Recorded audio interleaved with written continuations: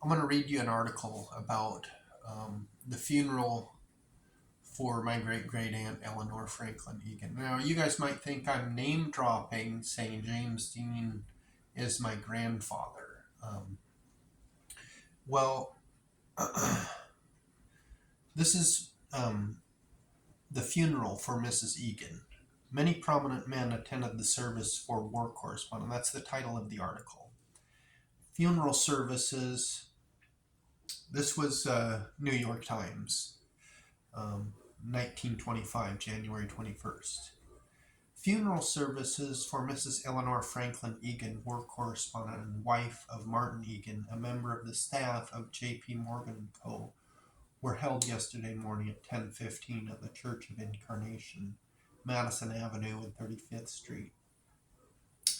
Mrs. Egan died of pneumonia Saturday night at Rye, New York. The service was delayed 15 minutes to permit the arrival of J. Pierpont Morgan and Herbert Hoover, who were delayed by the storm.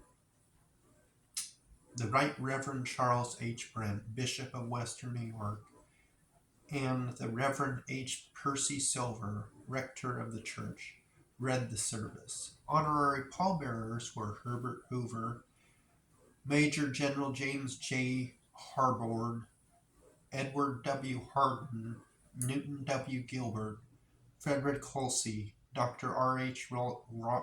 Rolson, George Whitney, John O'Hare Cosgrave, George Barbaker, A. E. Thomas, A. M.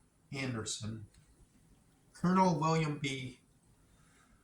Causey of Norfolk, Virginia, and William H. Lewis of Washington, D.C. George Horace Lorimer, who was to have been a pallbearer, was prevented by illness from making the trip to New York from Atlantic City. In spite of the heavy snowfall, which turned to rain shortly before the service, more than 300 people, many of them nationally prominent,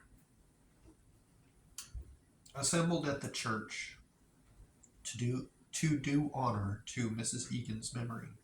Among them were Thomas W. Lamont, John D. Ryan, Franklin L. Polk, Walter Lippmann, Melville E. Stone, Isaac F.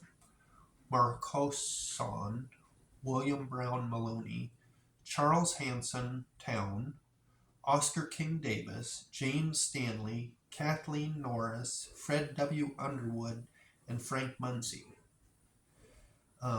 The service was simple and ended with the singing of Nearer to My God to the Mrs. Egan. Mr. Egan, grief-stricken, was unable to leave the church for 10 minutes after the service. Robert Searing, a nephew of Mrs. Egan, accompanied him. The body was taken out to Fresh Pond Cemetery, Long Island, for cremation immediately after the ceremony. The ashes will be buried on the estate of Frederick Hulsey at Monroe, New York, today or Thursday. So,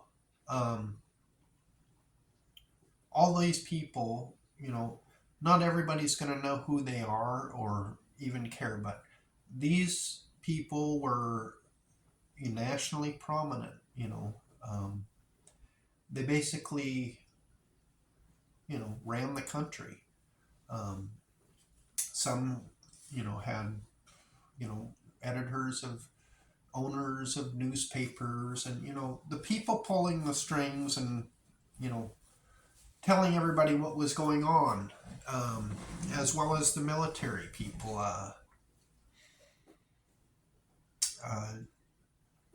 J.P. Morgan himself was there. So you can say I'm, not James Dean's grandson, or, that it doesn't matter that this happened.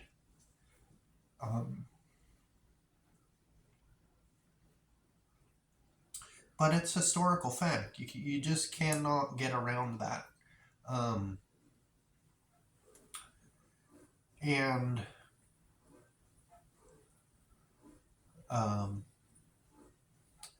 it's weird to think, because for me, I've been completely isolated from those kinds of connections. But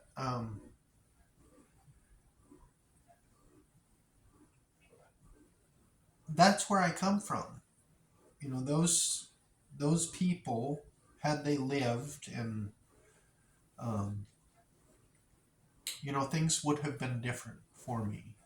Um, and I don't regret any of my life. I've done some good here and there. Um, but I think there's much more to be done. Um, and I can't do it alone. I need support from someone, or I can make these videos and 35 people can watch them and shrug their shoulders and interesting. But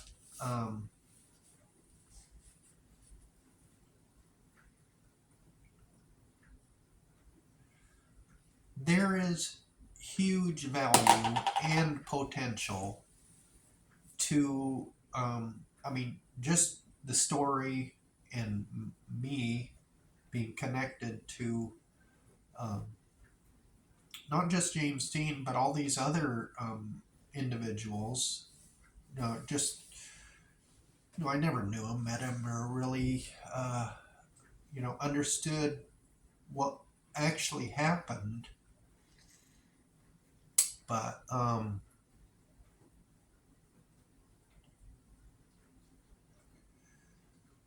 the big stars of today, they've a lot of them, they're like second, third generation Hollywood people who they got lucky because their parents were got into the business when it was early. And the stars today, they don't have this story. They don't. They have a story which is just as valid and interesting as mine, but it's not mine, and it doesn't fill in any gaps. We kind of know what you know how they got there. But me, I'm a no. I mean, I'm a nobody. You know, I came across this information, more than 10 years ago, and it's gone nowhere. No one. I mean, but I haven't really tried. I mean, I've put it out there, hoping that somebody who with connections or some wherewithal can connect um, the value of James Dean's grandson being alive and having a story, and being able to be in a position to share it with people who, um, I think most people would be interested in um, the truth. And I mean, I just I just read you the article. It spells out that what I've said is actually fact.